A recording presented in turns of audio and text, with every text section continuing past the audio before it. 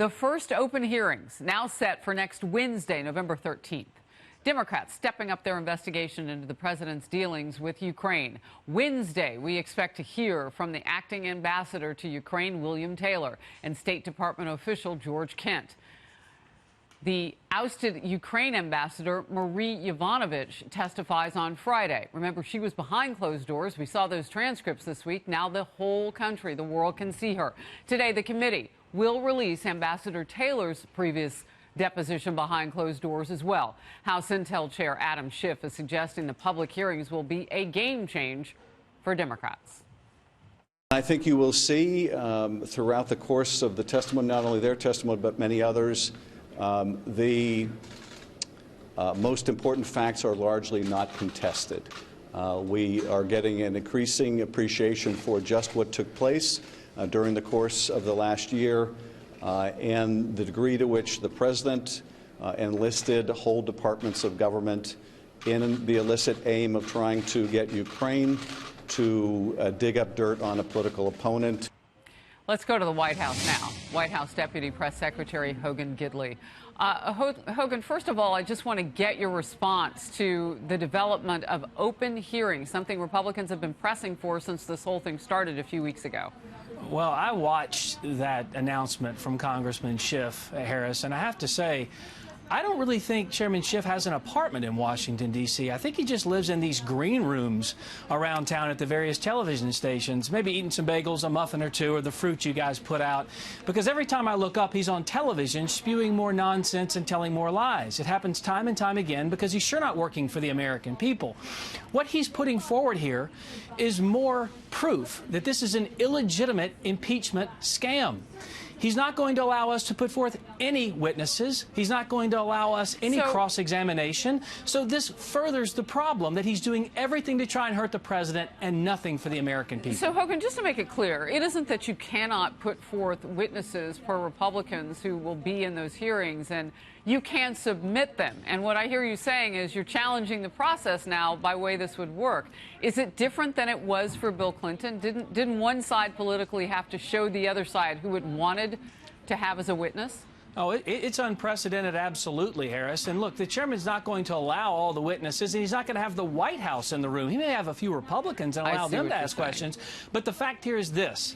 Read the transcript. The president has done nothing wrong, and the Democrats know it. The president has said many times that this call was perfect. The president of Ukraine made the point he had no pressure. He felt no pressure. He didn't even know the aid was in question here. This is just more partisan attacks from the Democrats who refuse to stand up and do what they promised their constituents they would do. Fight for USMCA, lower prescription drug costs, close the southern border, and we see how important that is now because of what happened in Mexico a day or so ago. So these are all things that matter to the American people, not this political nonsense. So let me ask you this just about the description of the call as being perfect. You know, some legal minds now, a former U.S. attorney in the state of New York, Andy McCarthy among them, say that that leaves very little room for Republicans to take a look at a call between the president of the United States and the president of Ukraine, where now even some Republicans are saying, well, even if there were quid pro quo, it wasn't illegal and it's not a huge problem. When you say the call was perfect, you freeze out any sort of defense in that sense. I'm not sure I understand the question. Everyone's been able to see this transcript because the President of the United States released it. They can make up their own mind. And what we're talking about now in these secret backdoor, closed-off hearings to the American public is that selective leaks are coming out about opinions, about a transcript that you can read for yourself. And let's not forget, Adam Schiff went before Congress and the American people and tried to pass off his own deranged, demented words as that of the President of the United States. He's lied about collusion. He lied about Kavanaugh. He lied about a cover-up. He lied about a whistleblower. And if this thing keeps moving forward, Republicans are absolutely right. Adam Schiff himself may find himself in the witness chair. Yeah, we saw that only one other time with Ken Starr and the Bill Clinton impeachment. I talked with him personally about that. He said it's a possibility. We'll cover it as it happens. Meanwhile, President Trump is claiming victory in Kentucky after last night, Hogan. Despite Democrats likely winning the governorship, It's too close to call still. Democrat candidate Andy Beshear has declared victory and leading Republican Governor Matt Bevin in the latest count.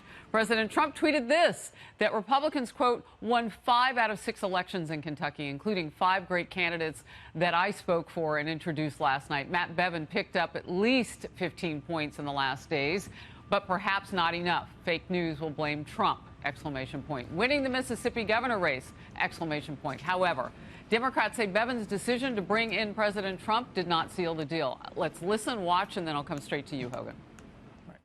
It tells you that slavishly following President Trump's policies, having President Trump come down and campaign for you just the day before the election is not a path towards winning. Your reaction?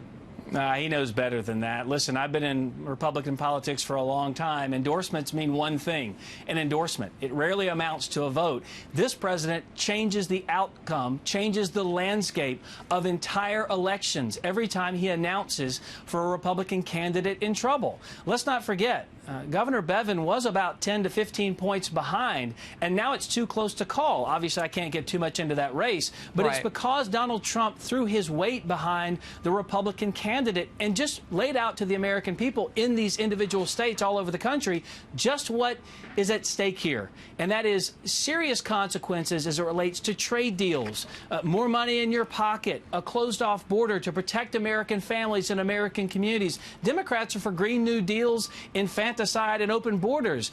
We have the better message. The president puts it forward every time, and whoever he endorses moves up in the polls. You know, a couple of things just to follow up on there. With the president, is there any sense of frustration that he couldn't help Governor Bevin, potentially, because it's still too close to call, close that gap? I mean, at some points he was running 20 points behind, so he did help him.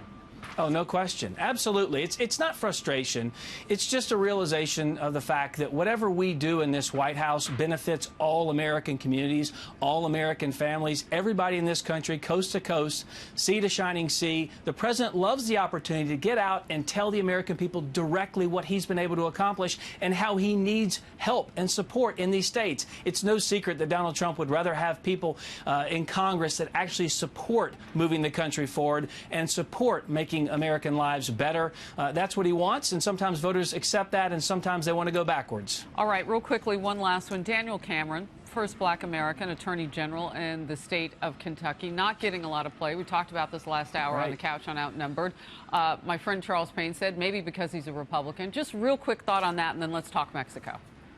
Yeah, no, look, these things are always important and impactful across these states, and so many untold stories out there of successes for Republican politics. And when it doesn't fit the media narrative, when someone is intersectional and they think they should be Democrats and they're not, they completely get pilloried or they get overshadowed altogether. You're seeing a perfect example of this in Kentucky. All right, let's get to Mexico. We're now learning more about the arrest of a possible suspect in connection with the drug cartel ambush, which killed 9 American citizens in Mexico.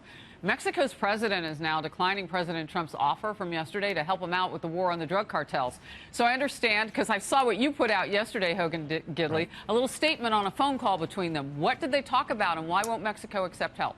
Oh, well, look, the president offered condolences. This is a horrific, tragic situation. These are American citizens.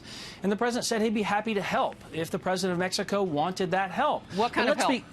Well, I don't want to get into the intricacies of the call. I'm not going to get ahead of any help that we would offer, especially if none's going to be given. But I can tell you this. The president has been talking about these drug cartels and what they do to American families since the election. We've talked about the need to secure our southern border and human trafficking, drug smuggling, and you're seeing the real impact of that right now with American lives being killed, not just on the Mexican side, but here at home with the opioid epidemic. And every single time, let's not forget, we try to brief the Democrats on these horrific situations at the southern border. The last time, Nancy Pelosi got up, walked out, went right to the media, and said she didn't believe any of it.